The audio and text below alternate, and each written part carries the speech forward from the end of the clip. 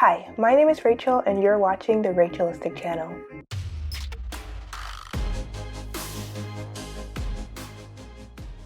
Welcome back to my channel and to another video. So if you've seen the title of today's video, which you probably have, then you know that today's video is about literal thinking. So I talked about this briefly in my last Neurospicy story video, which if you haven't already seen that, then it will be linked up here in the corner, so you can watch it if you want. So in that video, I explained a little bit about literal thinking, but I wanted to talk about it a bit more in depth, so I decided to make a whole video about it. So I actually did try to film this video before, and I was editing it and everything, but I wasn't really happy with like how I explained things and just the flow of the video, so I had to scrap it, and here I am refilming it. Hopefully this actually makes it on YouTube this time. Yeah. Okay. Anyways, let's get into literal thinking. Let's get into learning about literal thinking. That probably makes more sense. So first things first, what is literal thinking? So a simple definition of literal thinking is interpreting what you hear based on the actual or literal meaning of words instead of what is implied. So basically, it is what it sounds like. It's, taking things literally quite a bit. So literal thinking is highly associated with autism, as I'm pretty sure every autistic person is a literal thinker. If not, most are literal thinkers. However, not every literal thinker is autistic. Sometimes people just take things literally. Sometimes, but that doesn't necessarily mean that they're autistic. Really, anyone can be a literal thinker, but it's just more commonly seen with autism. But I think it's very also commonly seen with like other like neurotypes.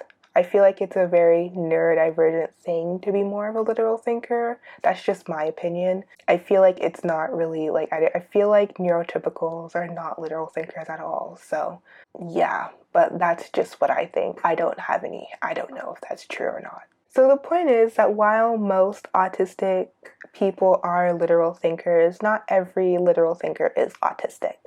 And so that is important to keep in mind as I go through this video. And another thing to keep in mind about literal thinking is that it varies from person to person. So one person might take things literally like 90% of the time, while another person will take things literally like 60% of the time or 40% of the time. Not every literal thinker is the same or will interpret things the same way. So now that we have the basic information covered, I want to get into some examples of what literal thinking can look like using examples from my own life.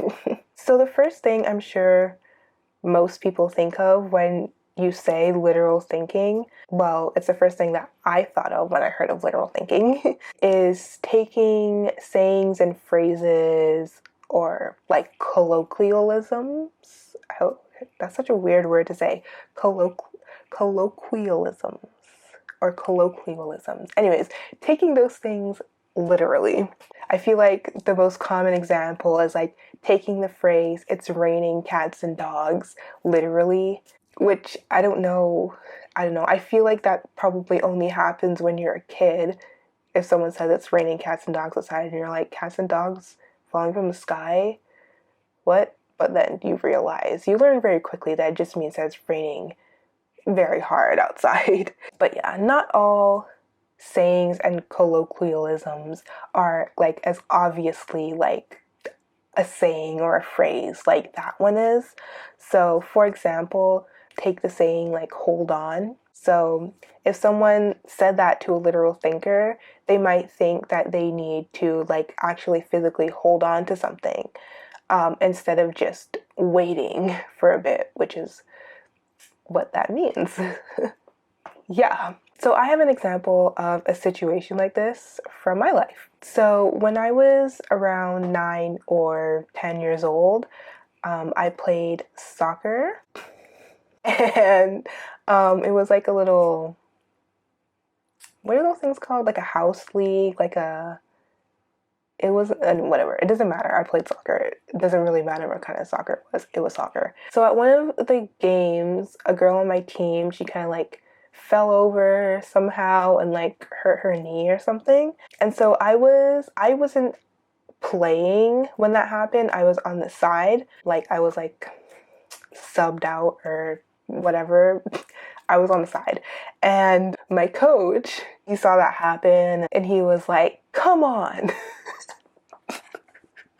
For some reason, I don't know why, I thought he was talking to me.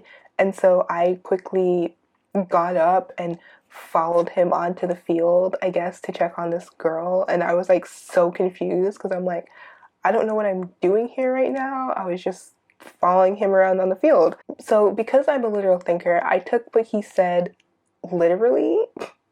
And I thought he was telling me to follow him when he was just saying that out of frustration, you know? So yeah, so that is an example of how literal thinking can look. Yeah. So another way that literal thinking can look that's similar to this is by taking jokes and sarcasm literally. So, for example, if someone's car breaks down and they exclaim, "Oh, I love it when my car breaks down," a literal thinker might take that literally, especially if the sarcasm part of it isn't super clear. They might be like confused. Like, why would you like it when your car breaks down, you know? So if you're a literal thinker, you might find yourself asking or saying really a lot when someone says something, or like asking people if they're serious or if they're joking a lot, because it's hard for you to tell if you're meant to take what they said literally or not. Or like it's hard, or like you might be taking it literally and the literal interpretation doesn't seem to make sense, so then you have to ask for clarification. So yeah, if that sounds like you, then you're probably a literal thinker. Yeah. So while taking sayings and sarcasm literally are a part of literal thinking, it's not the whole part of literal thinking. Literal thinking can also look like taking things literally that have deeper meanings or things that are implied. So basically, it's like taking surface language literally and not considering or thinking about like what's not being said. So I know that probably sounds a bit confusing. It's kind of hard to explain what I'm trying to say, but I hope that my example will clear this up. So yeah, this next example is another one from my life. I mean, most of these are from my life. I already said I was going to do that, but okay. So yeah, so like not too long ago, a few months ago, I feel like it's been more than a few months, but anyways, so my church had a special program or something on that weekend, and it was like an evening, they were having an evening program, and the speaker was talking about prayer. So I was just minding my own business listening. Anyways, so I don't really remember exactly what the lady said, but I don't remember the exact words she used, but she said something along the lines of, you shouldn't pray for yourself, you should pray for others. Something like that. I can't remember the exact words she used, but after she said that, I was like really confused because it didn't really make sense to me, because I was thinking like what she was trying to say is that, you know, you should never pray, like you shouldn't be praying for yourself at all. You should only ever be praying for other people. And that didn't make any sense to me.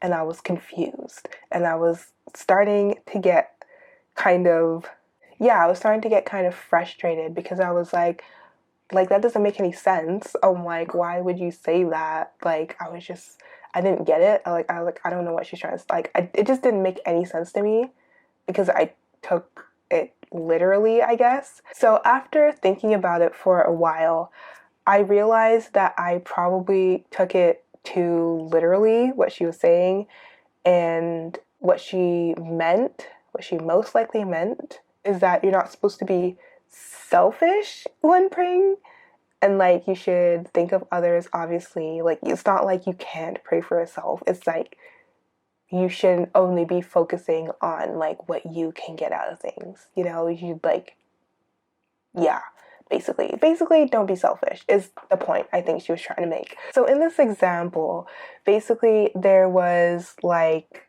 subtext or like an implied message, I guess, to what was being said. But because I'm a literal thinker, I did not pick up on that subtext. I was only focusing on what the words that were said, not the things that were unsaid, or the things that were implied, you know? So just to make it more clear, so the words that were said is like, you shouldn't pray for yourself, you should pray for others. Those are the words, but what was implied is that you shouldn't be selfish, which is, it wasn't said, but it was implied. But because I'm a literal thinker, all I got was the words that were said. And it took me time to understand what was implied. So, yeah, hopefully that makes sense. So the next way literal thinking can look is actually less obvious. So literal thinking can also be interpreting things based on what's most logical to you, not necessarily based on like the exact definition of every single word. So basically interpreting things based on what makes the most sense, not based on what each individual word means. So my example for this actually took place while I was doing research for this video.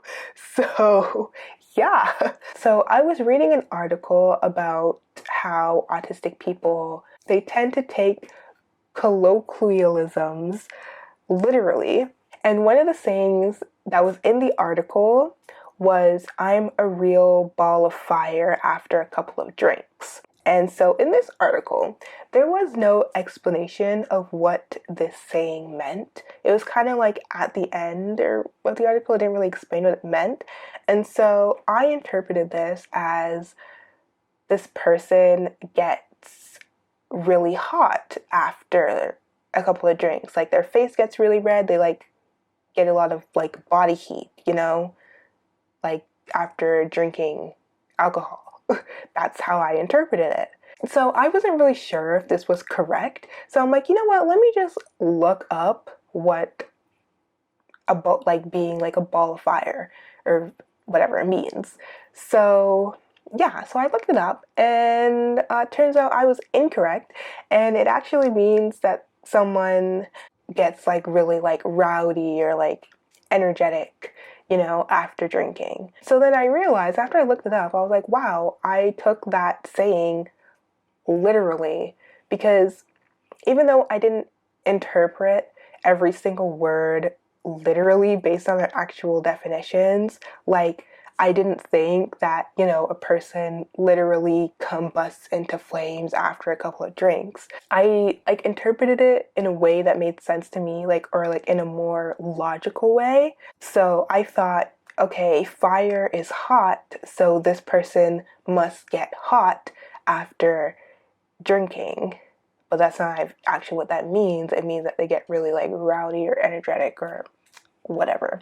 So literal thinkers don't always take every single word that you say literally, but they will tend to interpret things in a more logical way, or a way that makes sense to them, instead of taking like other things into consideration.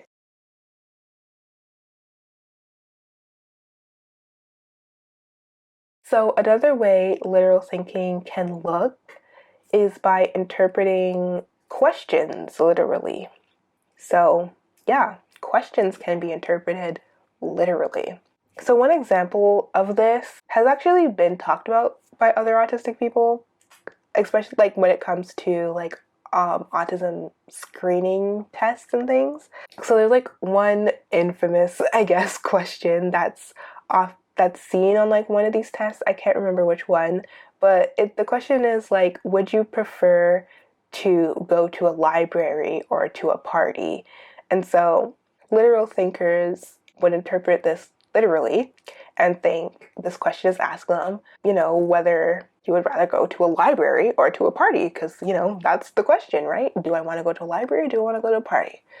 That's the question, right? And so if you're a literal thinker and like you don't feel very strongly about one or the other, then your answer might be like, well, it depends, because you're taking it literally. Like, well, it depends. Do I want to go to the library to get a book that I really want, or is this a party with like people that I know? Like, is this a party with close friends, or is this a party like a college party? Like, like what kind of party is it? What kind of library? Why am I going to the library? You might start asking more questions because you're taking it literally, right? But the question isn't meant to be taken literally. It's actually asking if you prefer more quieter, calmer spaces, or do you prefer louder, more rowdy spaces, I think.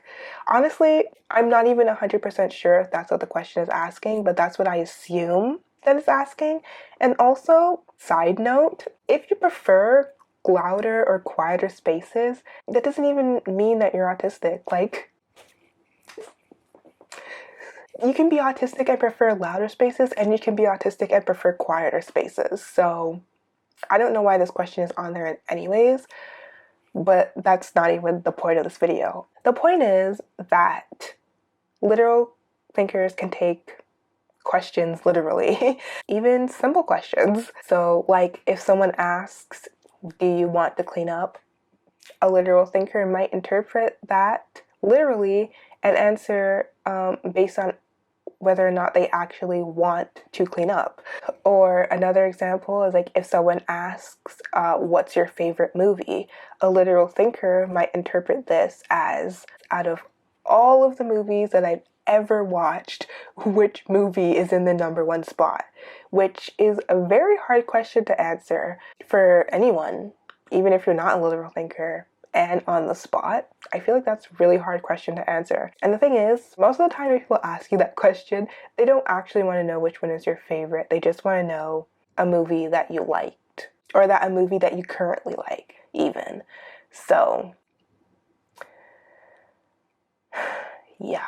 So, for literal thinkers, questions can be hard to answer because we take them literally, or we aren't sure when to take them literally and when not to. So we're not really sure like how we're supposed to answer it, basically. And so continuing on with the theme of questions, literal thinkers can also take open-ended or vague questions literally, or they can have trouble answering them because they're not clear or direct. So, for example, in interviews, they typically ask you, like at the beginning, to tell them about yourself. And, if you take this kind of, it's not really a question, but whatever. If you take it too literally, then you might start talking about, like, where you grew up, your family, maybe your hobbies, instead of talking about like your job experience and like education, I guess, which is what is implied because it's an interview. But if you take it literally, then you don't get that, and you start talking about stuff that they don't actually care about. And so I have a story of a time where this almost happened to me. It was so close, like it could have happened very easily. So I had a group interview for a summer camp. So all of us, we were sitting around a table, and I was on like one end, whatever, and someone was on like the other end of the table, and we were kind of just sitting like that. So the interviewers started off the whole thing by telling us to share something interesting about ourselves. And so immediately I started trying to think of things that are interesting about myself that I can say. And I came up with one of the things I came up with was that I play the ukulele. So I'm very glad that they started on the other end of the table with this other person, because she started talking about like her work experience, like working with kids and stuff.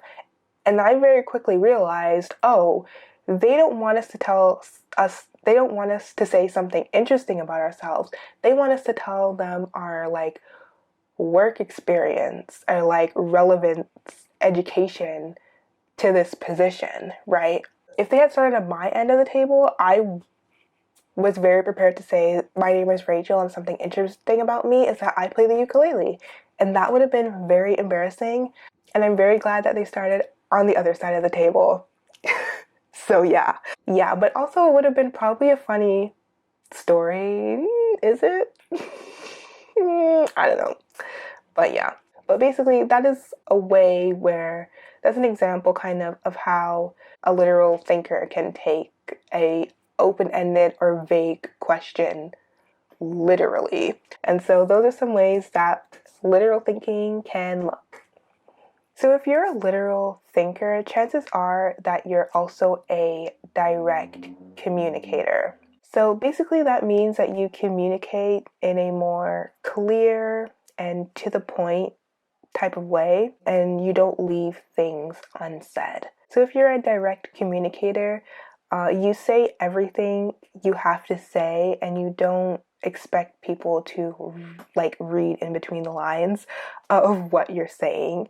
There's no hidden message to what you say. Basically, it's like you say what you mean. There's nothing to read into because everything has already been said, basically. But being a direct communicator, this doesn't mean that you're always direct in your communication. Like you can be a direct communicator or a literal thinker and still make and understand jokes and sarcasm. But it just means that like being like direct, I guess, is like more your preferred style of communication. So if you're a literal thinker or you just know a literal thinker, but you're not one, remember that it's not something that you can change, but it is something that's helpful to know. If you're a literal thinker, you can ask people to be more direct in their communication with you if you're comfortable doing that. And if you are just someone who knows a literal thinker and you're not one yourself, you can try being more direct in your communication with them. So now's the fun part. So using some examples from this video, I'm going to demonstrate how to make your communication a little bit more direct. So enjoy these next few moments.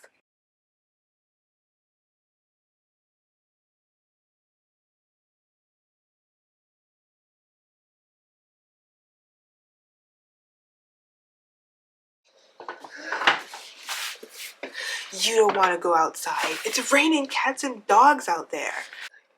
Really? I want to see.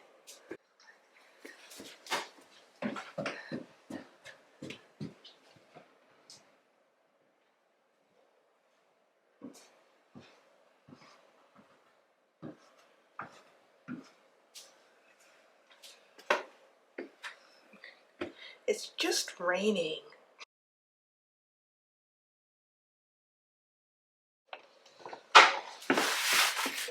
You don't want to go outside. It's raining a lot out there. Oh, okay. Are you ready to go? Dude, hold on.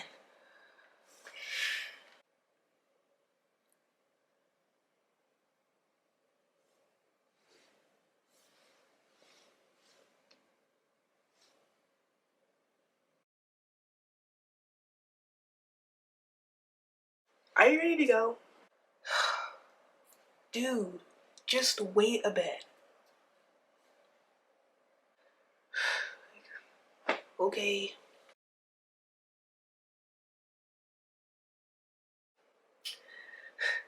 I'm a real ball of fire after a couple of drinks. Oh, really? You should probably take off your jacket then.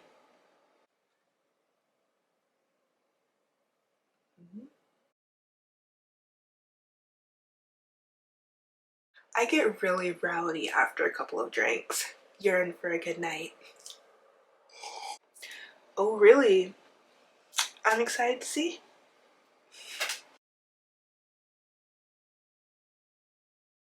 Well, we're happy to have you here for this interview. Why don't we start by having you tell us a little bit about yourself? Oh, okay. Well, I grew up, moving around a lot, and some things that I enjoy doing are reading and writing and playing the ukulele. Well, we're happy that you could join us here today for this interview. To start off, why don't you go ahead and tell us a little bit about your work experience that makes you a good candidate for this job? Yeah, okay. So my previous job was at ABC company where I was a person.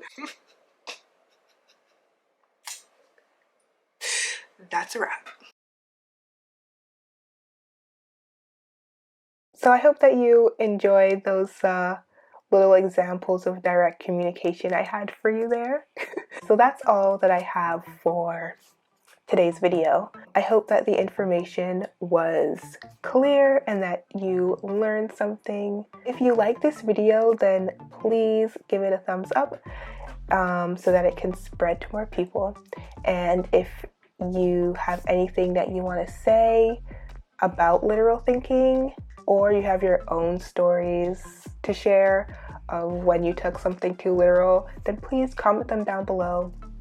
Yeah, it's always nice to see your guys' comments. And finally, if you enjoy just watching my videos, then please subscribe and hit the notification bell so that you know when I post my next video. As always, stay Rachalistic, or whatever your name is, istic, and I will see you in the next video.